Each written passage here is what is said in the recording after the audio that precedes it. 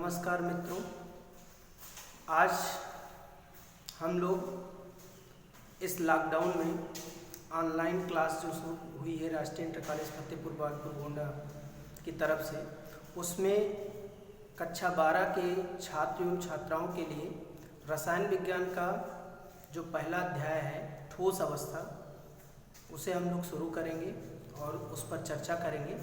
आइए सबसे पहले हम लोग चर्चा करें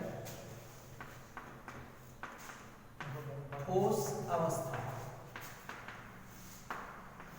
देखिए, वैसे पदार्थ की 3 भौतिक अवस्थाएं होती हैं, ठोस, द्रव और गैस। इसमें से सबसे पहली जो महत्वपूर्ण अवस्था है वो है ठोस अवस्था। ठोस अवस्था किसे कहते हैं? ठोस अवस्था पदार्थ की वह अवस्था है जिसमें जो घटक कण होते हैं, अणु, परमाणु या आयन, वो जालक में समृद्ध संकुलित होते हैं और वो गति करने में असमर्थ होते हैं। वो केवल अपने अक्ष पर कंपन कर सकते हैं और ठोसों में इन घटक कणों की विशेष ज्यामितीय व्यवस्था के कारण जो ये व्यवस्था होती है, इस कारण से इन ठोसों में कुछ विशेष गुण पाए जाते हैं। जैसे ठोसों का आकार निश्चित होता है, उनका आयतन निश्चित होता है, ये दृढ़ होते हैं, तो ये ठोस पदार्थ कहलाते हैं। ठोस पदार्थ, या हम उसे दूसरी तरीके से डिफाइन कर सकते हैं कि ठोस पदार्थ की वह अवस्था होती है जिसमें उसका आकार और आयतन दोनों निश्चित होता है।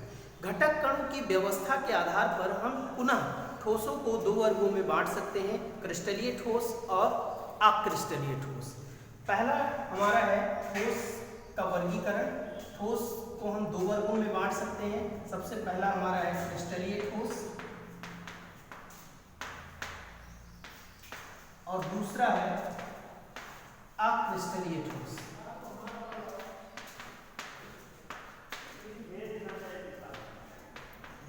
अक्रिस्टलीय ठोस किसे कहते हैं और क्रिस्टलीय ठोस किसे कहते हैं? तो इनमें जो घटक कण होते हैं ठोस में, उनकी व्यवस्था के आधार पर क्रिस्टलीय ठोस वे ठोस होते हैं जिसमें घटक कण, अणु, परमाणु या आयन एक नियमित क्रम में व्यवस्थित होते हैं और इनमें घटक कणों की दीर्घपरासी व्यवस्था पाई जाती है और ये विषमदैशिक प्रकृति के होते हैं।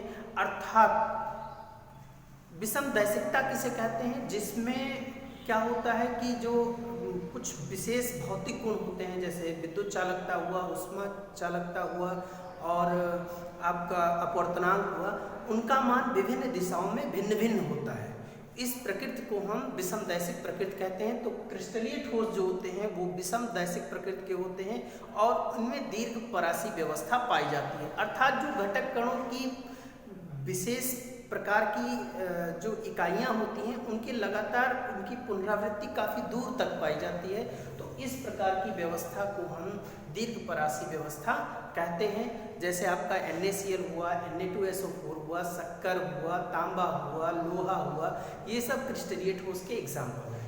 दूसरा आता है अक्रिस्टलीय ठोस किसे कहते हैं? अक्रिस्टलीय ठोस वे ठोस होते हैं जिसमें घटक कण जो होते हैं वो नियमित क्रम में व्यवस्थित नहीं होते हैं और इनमें घटक कणों की जो व्यवस्था होती है वो पाई जाती है आपकी लघुपरासी व्यवस्था, और ये समदैशिक प्रकृति के होते हैं। जैसे रबड़ हुआ आपका एग्जाम्पल अक्रिस्टलीय ठोस में, मक्खन हुआ, कांच हुआ आदि।